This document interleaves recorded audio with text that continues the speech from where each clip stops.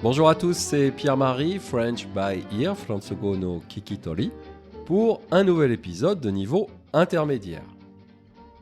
Comme vous l'entendez peut-être déjà, aujourd'hui c'est un exercice de compréhension orale un peu plus difficile que d'habitude.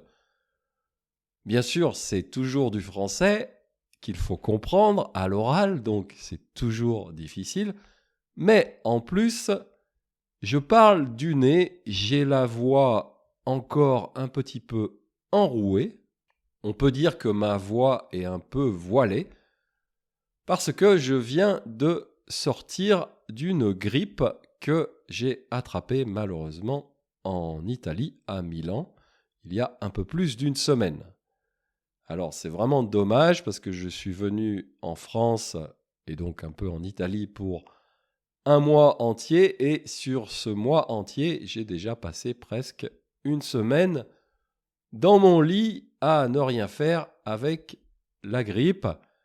C'est dommage, mais comme on dit en français, dans ces cas-là, c'est la vie. Alors, il y a, paraît-il, des personnes qui trouvent que ce type de voix un peu éraillée, un peu voilée, donc, sont plus sexy, plus séduisantes que des voix normales. Je ne sais pas si c'est vrai, mais en tout cas, ça tombe bien parce que aujourd'hui, je voulais parler de séduction, donc le côté sexy, et des langues étrangères. Pourquoi ? Eh bien, parce que un site internet qui s'appelle Babel, vous connaissez peut-être, c'est un site internet d'apprentissage des langues étrangères, a fait récemment un sondage sur le thème de langues étrangères et séduction. Pourquoi ils ont fait ce sondage ? Parce que ils se sont rendus compte que chaque année, quand les gens en général prennent des bonnes résolutions pour la nouvelle année, parmi ces bonnes résolutions, il y en a deux qui reviennent très souvent. La première, bien sûr, c'est trouver l'amour, trouver son amoureux, son amoureuse. Et la deuxième, c'est apprendre une langue étrangère. Donc ces deux bonnes résolutions reviennent chaque année. Et donc ce site internet a décidé de faire un sondage sur ce thème. Et donc, un des résultats de cette étude est le suivant.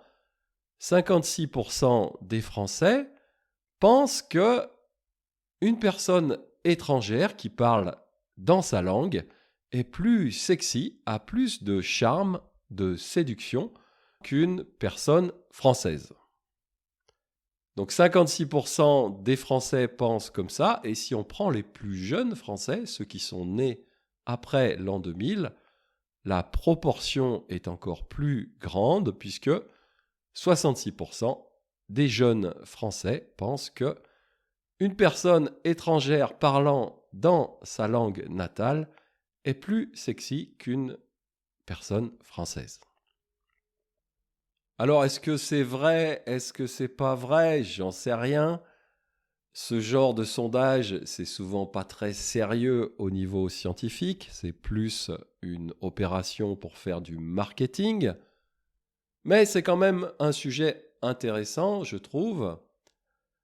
D'abord, c'est vrai que pour moi, et je pense pour beaucoup de personnes, l'étranger, ce qui est donc un peu inconnu, ce qui change de nos habitudes, eh bien, ce côté exotique nous attire, nous semble plus intéressant et donc plus séduisant, sans doute, que les gens qu'on a l'habitude de voir dans notre pays, dans notre culture, dans notre langue.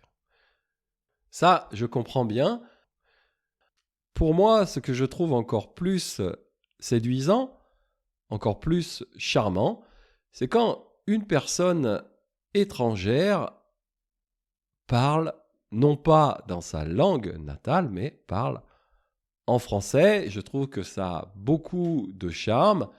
Il y a bien sûr l'accent et il y a aussi la maîtrise imparfaite, donc qui n'est pas parfaite de la langue française. Il y a des petites fautes qui sont parfois, et même très souvent, super mignonnes, parce qu'elles ressemblent aux fautes que les enfants français font.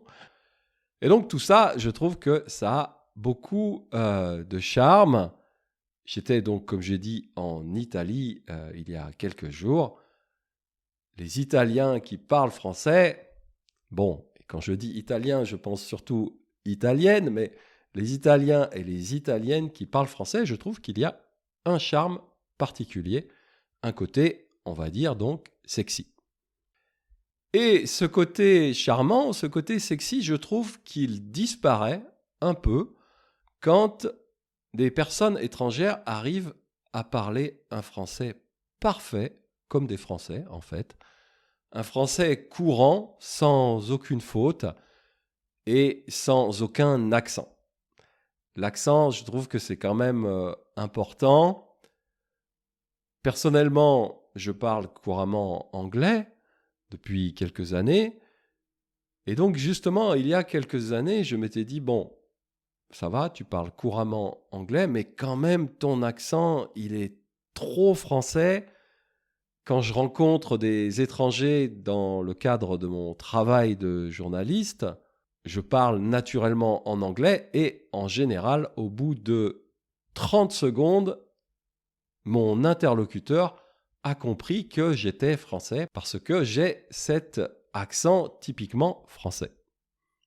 Et donc je m'étais dit, peut-être je devrais améliorer cet accent, prendre des cours spécifiquement pour mon accent en anglais.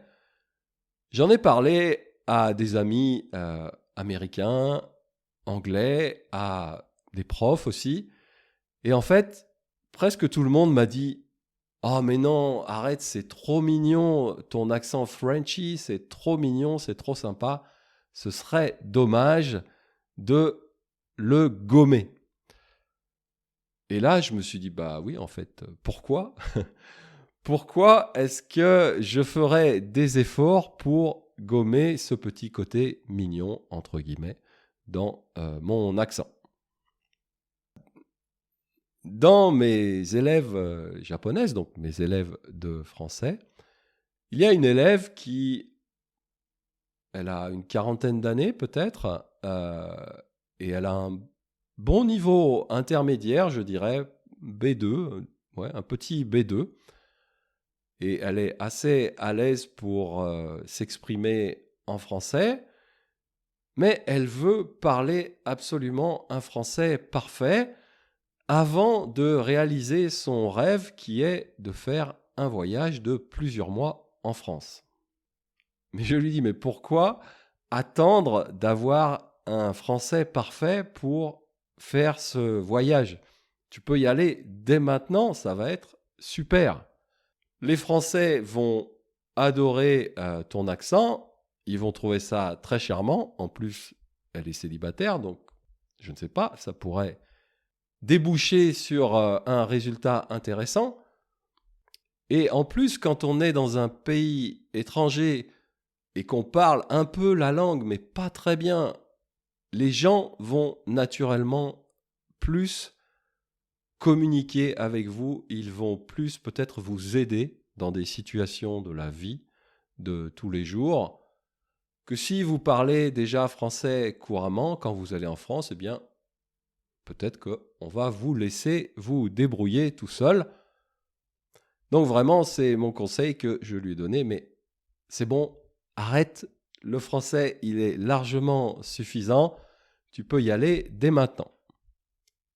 Et en plus, quand on parle une langue étrangère de façon imparfaite, donc niveau, oui, pré-intermédiaire, intermédiaire, il se passe beaucoup de choses intéressantes parce que, eh bien, il y a des problèmes de communication, il y a des erreurs, des mots dont on ne comprend pas bien le sens et qu'on va utiliser à la place d'un autre.